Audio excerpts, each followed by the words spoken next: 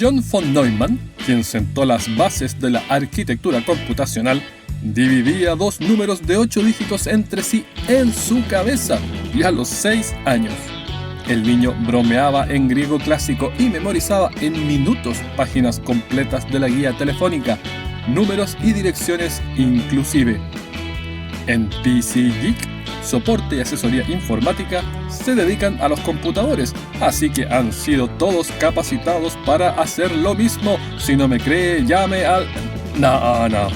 No es cierto. En PC Geek no pueden bromear en griego clásico desde la infancia, pero hay talento de sobra para resolver todas sus dudas y un buen poco más. Péguese una vueltecita por pcgeek.cl.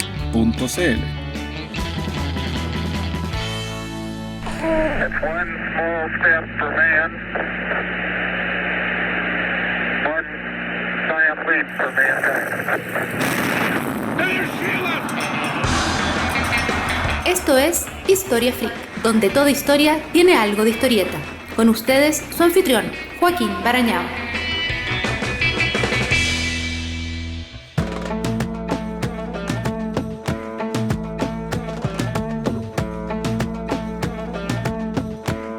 El episodio pasado lo dejamos en Sócrates. Decíamos que, aunque hoy existe una suerte de devoción universal por su figura, en su tiempo no era precisamente el chico más popular de la secundaria. Considere, por ejemplo, a Aristófanes, un muy popular dramaturgo. En su comedia Las nubes, retrata al maestro como un ladronzuelo, un fraude y un sofista. Wait. Mire, yo sé que estamos recién comenzando el episodio, pero me tendrá que perdonar un paréntesis nomás. Porque un podcast como este no puede citar a Aristófanes y pasar por alto toda la sabrosura que hay ahí. De partida, Las nubes es el registro más antiguo del insulto del dedo medio. Se lo conocía como catapigón, griego para nalgas hacia abajo, e indicaba un hombre que se somete a la penetración anal por su similitud visual. En esta comedia de Aristófanes, Sócrates le dice a un alumno que será amable y chistoso cuando conozca un ritmo poético llamado dáctilo. ¿El del dáctilo? Por Júpiter, ya le conozco. Pues dilo. Le muestra el dedo medio. Cuando era joven, me servía de este otro. Eres tonto y grosero. En este caso, es un juego de doble sentido, porque dáctilo significa dedo y también equivale en poesía a una sílaba larga y dos cortas, como las articulaciones de un dedo. Los romanos llamaban al gesto digitus impudicus. Las nubes menciona en otro pasaje una típica sanción ateniense para el adulterio: introducir por el ano un pez espinoso o bien un rábano del tamaño de un puño, el llamado rafanidosis. El texto nos enseña además que las mujeres fingían embarazos o pérdidas para despertar celos o sufrimiento en los hombres. Y por último, un escolio de Las nubes indica que para los antiguos griegos, tirar manzanas era una estratagema de seducción, ya que la manzana es sagrada para Afrodita. Aristófanes se anotó además la palabra más larga de los anales de la literatura, aunque no en Las nubes. Esa la encuentra en Las asambleístas. Se trata de un plato compuesto de múltiples delicatessen llamado lopadote majosela jocaleo craniol epsanodrimi potrimato silfio carabo melico taque quigmeno quiglepico sifofato peristeral trionoptec fiolkin lopereiolago iosira loyoba petragana potrigón.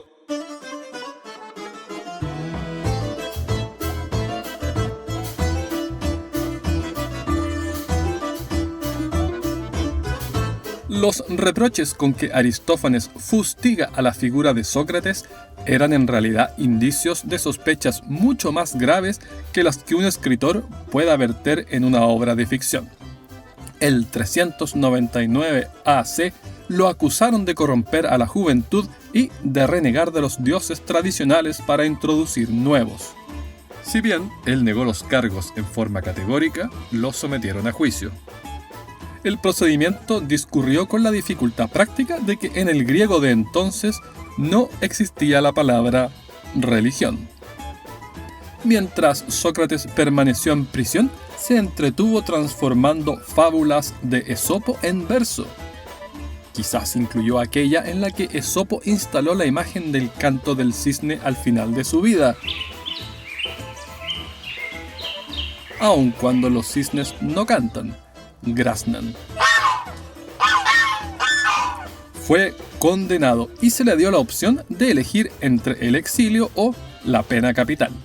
Fiel a sus convicciones, escogió lo segundo, para pesar de muchos, incluyendo su carcelero, a quien el filósofo describió en sus últimos minutos antes de morir como encantador.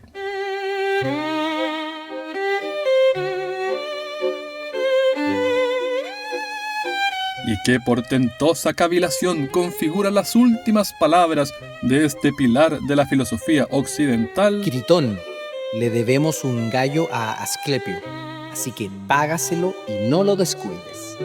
Asclepio era el dios de la medicina, así que quizás su intención era agradecer que no moría por enfermedad alguna. O quizás le ofreció una suerte de demanda, nadie sabe. Por desgracia, no contamos con libros de puño y letra del finado. No es que se perdieran con el paso de los siglos, es que él se negó a poner por escrito sus enseñanzas y privilegió siempre la deambulación parlanchina. Temía que, a causa de la escritura, el esfuerzo de la propia reflexión fuera abandonado. Acusaba a los textos de damnificar el flujo de ideas por su incapacidad de satisfacer las dudas y los reparos del lector. La palabra escrita parece hablar contigo como si fuera inteligente, pero si le preguntas algo, porque deseas saber más, sigue repitiéndote lo mismo, una y otra vez. Los libros no son capaces de defenderse. Citas como la anterior provienen de textos escritos por terceros, como el Simposio de Jenofonte, por ejemplo. Y aquí otro paréntesis. Hoy asociamos simposio a un PowerPoint con más texto del que alcanzamos a procesar y la cuenta regresiva para el coffee break. Esa es una evolución más bien sorprendente de la palabra, porque para los coetáneos de Sócrates significaba beber juntos, por la costumbre de charlar y filosofar junto a unos tragos. Sócrates mismo podía bajarse medio galón de vino sin embriagarse, de vino mezclado con agua, eso sí. El vino puro, se asumía, ocasionaba semen lánguido, deterioro mental y envejecimiento prematuro. La idea de los simposios era zampar lo suficiente como para lubricar la sociabilidad, pero no tanto como para perder el control. Un poeta aconsejaba beber cuanto fuera posible, siempre que no fuera necesario apoyarse en un esclavo durante el regreso a casa. En la práctica, estos encuentros podían degenerar en bataolas de borrachos, donde las basinicas de arcilla volaban por las cabezas. En una ocasión, los muy alcoholizados participantes pretendieron navegar un barco que se hundía y arrojaron mobiliario por la ventana para salvarse. Fueron arrestados y liberados bajo la promesa de moderar el consumo en el futuro. Los mayores participaban de la ingesta recostados, mientras que los más jóvenes debían hacerlo sentados, con la espalda recta. La edad de corte variaba. En Macedonia, por ejemplo, ya podías recostarte si habías matado un jabalí. Ya sabe, lo habitual. Además de la tomatera, en los simposios solía jugarse cotavos. El objetivo era coger la copa por su asa, arrojar el sedimento de vino sin soltar la copa y apuntar a un objeto posicionado al centro de la habitación. Otro atractivo de los simposios era la poesía lírica, así llamada por el acompañamiento musical de liras.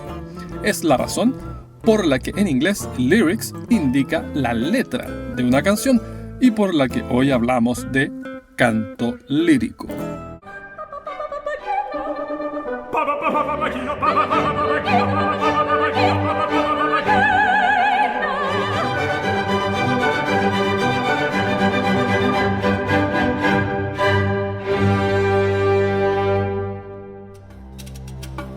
Sócrates menospreciaba los libros, sí, pero la ironía es que eso lo sabemos porque tal convicción fue plasmada en uno de los diálogos socráticos, para ser más precisos.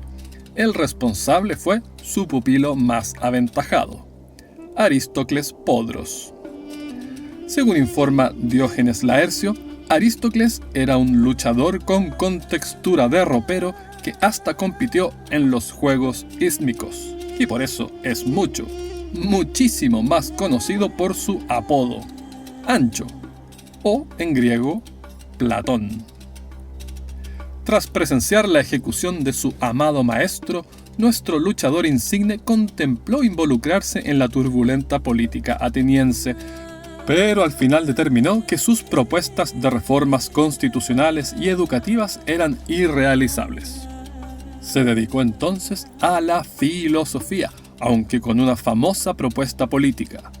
Para que una sociedad alcance la justicia y la felicidad, se requiere que los reyes se conviertan en filósofos o que los filósofos se conviertan en reyes. Visitó Egipto, el sur de Italia y la ciudad-estado de Siracusa, en Sicilia, por entonces griega.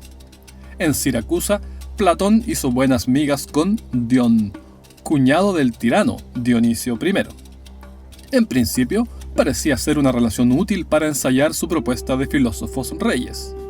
El problema, que Dionisio era decadente y paranoico. Se negaba a que le cortaran el pelo con cuchillos y ordenaba que en lugar de eso se lo chamuscaran con carbón. Obligaba a los visitantes a demostrar en pelotas que estaban desarmados, hijo y hermano inclusive. Mató a un capitán que había soñado con asesinarlo y ejecutó a un soldado que le entregó una jabalina a su propio hermano solo con el objetivo de que dibujara un mapa en el polvo. No pues, no era el candidato idóneo para el título de rey filósofo. Platón enfureció a Dionisio con su crítica al hedonismo de la corte siracusana. Aseveraba que, en lugar de orgías y vino, la verdadera felicidad requería justicia y moderación. La insaciable búsqueda de placeres te convierte en un esclavo de tus pasiones, decía. Un esclavo, en cambio, puede ser feliz si posee un alma justa y ordenada. Dice la Carta Séptima, una de las 18 atribuidas a Platón, aunque su autoría es discutida, que su estancia en Siracusa remató con una infausta ironía. Dionisio vendió al filósofo como esclavo, porque si su enseñanza era cierta, sería feliz de todos modos. En breve, sus amigos pagaron su libertad.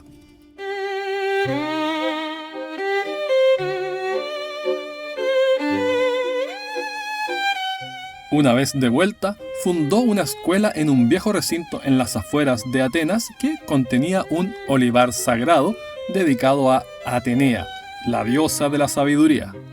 Academia se llamaba el lugar, vinculado a Academo, un héroe que, dice la leyenda, habría salvado a Atenas del ataque de los mellizos Cástor y Pólux. ¿Y sabe por qué atacaron? Porque su hermana Helena, de 12 años, había sido raptada por Teseo.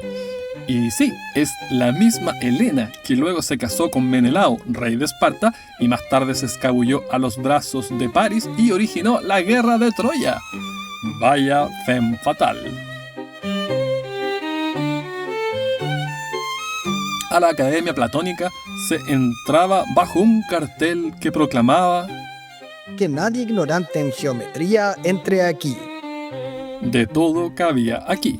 Era, a modo de ver de Platón, un espacio para aprender libre y a gusto, en contraposición al tedio de las responsabilidades productivas. Es decir, skole, ocio, origen de escuela.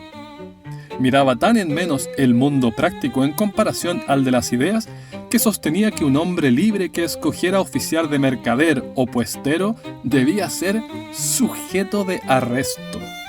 Brutal, sin duda, pero no pierda de vista el espíritu de su tiempo. La propia palabra idiota deriva del griego idiotes o persona privada, alguien preocupado únicamente de sus asuntos particulares. Para un griego, solo los políticos no eran idiotas.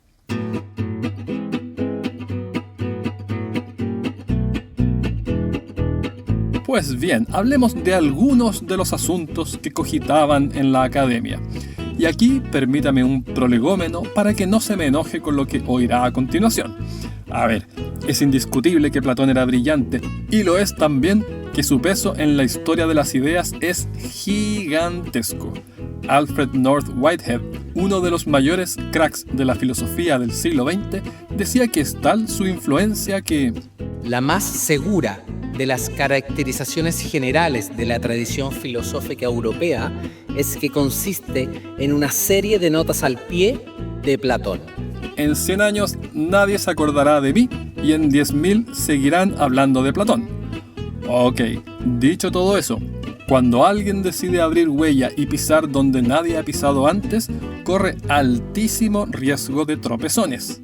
Es, después del tránsito sostenido, que vamos afirmando esa huella y aprendiendo a esquivar los agujeros y callejones sin salida. Hecha la prevención, vamos a por algunos de los campos donde exploró este aperturista ateniense. Los diálogos platónicos abarcan filosofía, política, lógica, religión, ética, retórica y matemáticas. Esos textos configuran la base del platonismo, que sostiene la existencia de objetos en una suerte de mundo de las ideas. Es un tercer ámbito, distinto tanto al mundo tangible que captan los sentidos como al mundo interno de la conciencia, y coexiste en paralelo a ellos. Más desconcertante a ojos contemporáneos es el menosprecio explícito de Platón por la mujer. Sostenía que Todos aquellos que, naciendo hombres, han sido cobardes y han vivido en la ignorancia. se reencarnaban en estas versiones B a modo de castigo, y que era para cumplir ese rol que existía el sexo femenino. A su juicio, el amor ideal, origen de la expresión amor platónico, era entre dos hombres. En El banquete, describe el amor heterosexual apasionado como una especie de enfermedad mental. Con todo, a la academia asistían al menos dos mujeres. Una de ellas, Axiotea de Fliunte, lo hacía travestida. Quizás por eso, según relata Epícteto, las romanas emancipadas le perdonaban a Platón sus brutalidades ultrapatriarcales y agitaban copias de la República. Y ya que hablamos de eso, su modelo de república es igual de escandaloso a ojos contemporáneos. Es un régimen totalitario, alineado con una serie de medidas eugenésicas para la formación de la élite. Platón argumenta que la tendríamos mejor si, a falta de la intervención de sabiduría divina, autoridades externas tomaran las decisiones por nosotros.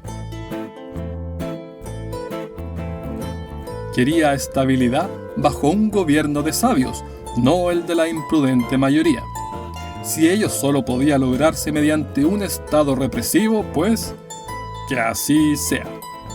Por eso su frontal apología a la censura de la literatura, música, teatro y hasta de los juegos infantiles.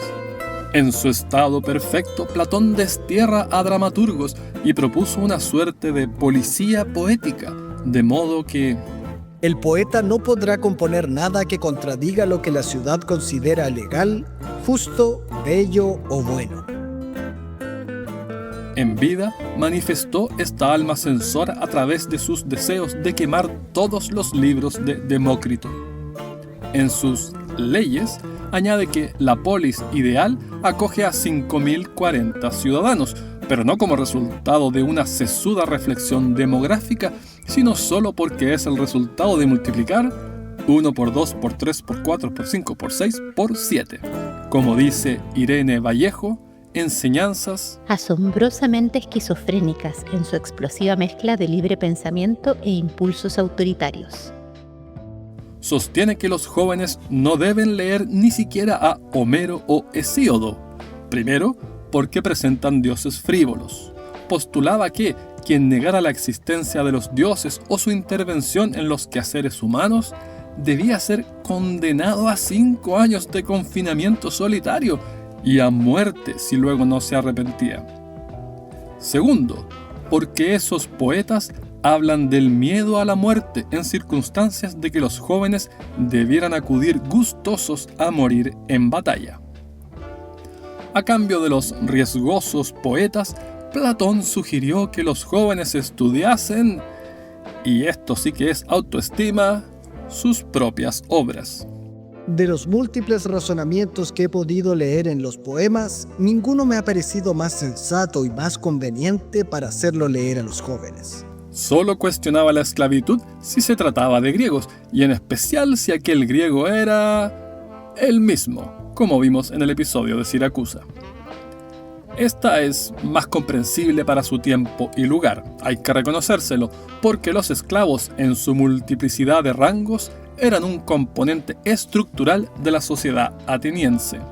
Un escritor contemporáneo afirmó que la gente libre no está mejor vestida que los esclavos y los metecos, los extranjeros no ciudadanos, ni son más guapos. y que eso es lo que justificaba que no se pudiera golpear a un esclavo ajeno. Se arriesgaba a confundirlo con una persona libre.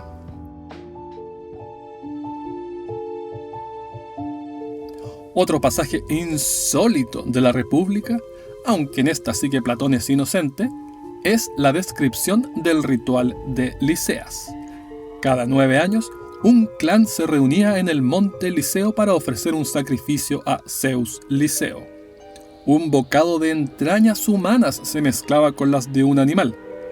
Quien lo probaba se convertía en lobo y solo podía recuperar su forma original si no volvía a comer carne humana hasta que terminara el siguiente ciclo de 9 años.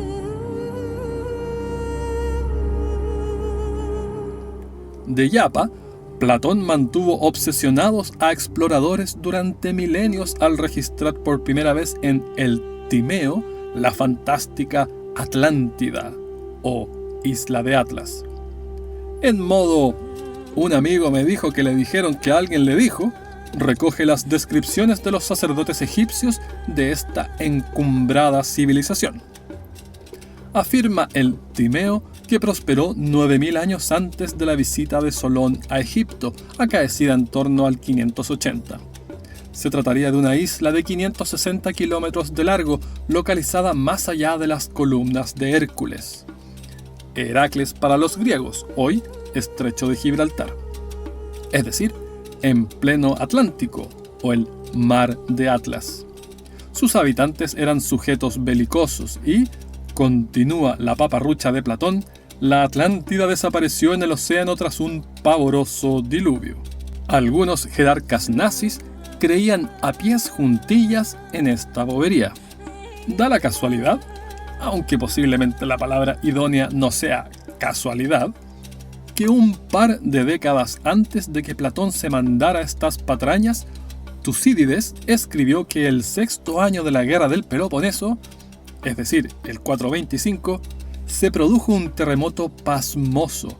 El mar retrocedió y volvió como una ola gigante que arrasó con una isla. Una isla nada legendaria, localizada al noroeste de Atenas, llamada Atalanti.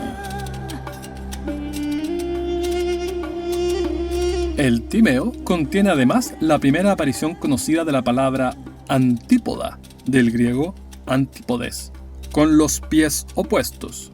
Designa a quien habita en el extremo contrario de la Tierra, cabeza abajo. También una temprana conceptualización de la condición del útero vagabundo, desvarío médico machista que se mantendría vivito durante siglos. Si permanece sin producir fruto mucho tiempo después de pasada la sazón conveniente, se irrita y se encoleriza. Anda errante por todo el cuerpo, cierra el paso al aire, obstruye la respiración y engendra 1000 enfermedades. Aunque con interrupciones y reencarnaciones, la academia perduró por algo más de 900 años.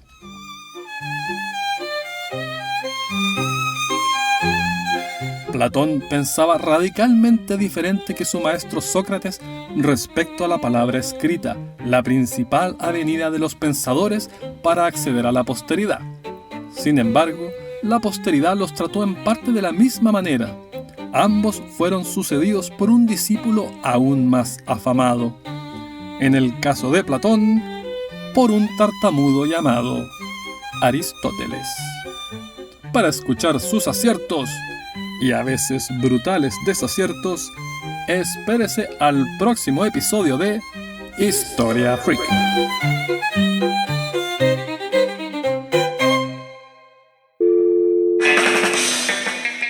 Esta entusiasta incursión sonora cuenta con el apoyo vocal de Hernán Melgarejo, Mario Hitchfeld y Paula Aguirre. Esto fue Historia Freak, escrito y narrado por Joaquín Barañao. Postproducción, Martín Schlotzfeld. las referencias bibliográficas de este y todos los episodios en Historia Universal Freak Extendida. 2800 páginas desde el Big Bang hasta el presente, a $9.99 en Amazon.com.